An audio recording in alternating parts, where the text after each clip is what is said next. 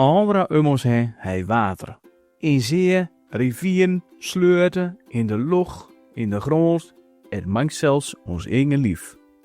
Maar wist je dat water op de aarde verdampt van niets gebruikt wordt? Dan noemen we een waterkreek of waterrondgang. Lauw als afhaak de zee nemen. De zon schijnt op het water wat dan opwarmt. Het water verandert in waterdamp en dat is weer een gas. En dat noemen we dan verdamping. Gas is leg, het weghost er niks. Dus steeg het op, de lucht in. Maar hoe hoger hij komt, des te koelder het weer wordt. Een waterdamp koelt af en verandert in hele kleine waterdruppeltjes. Al die kleine druppeltjes bij elkaar vormt wolken. En dat heet dan condens. Hoe meer waterdruppels in de wolken, des te zwaarder het wordt. Zo zwaar dat een zwaartekracht aan die druppels begint te trekken. En dan valt ze naar de helpen. En dan heb je regen. Of als het heel koud is, hagel of sneeuw. Dat noemen we neerslag.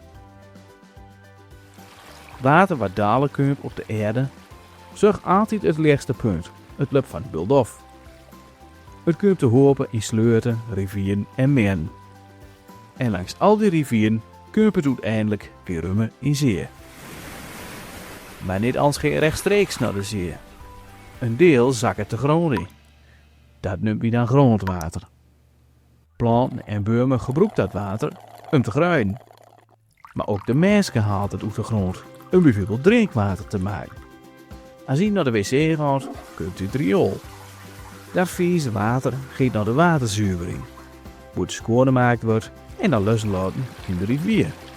Waarna het ook weer verdampt gaat op zee. En daar begint het hele verhaal weer van is.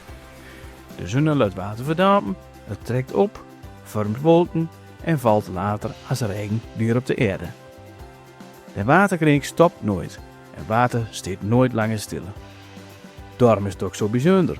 Het komt wel weer dat het water waar die uit een kraan drinkt, misschien wel een dinosaurus ooit uit een rivier gesloekt heeft. Mooi toch?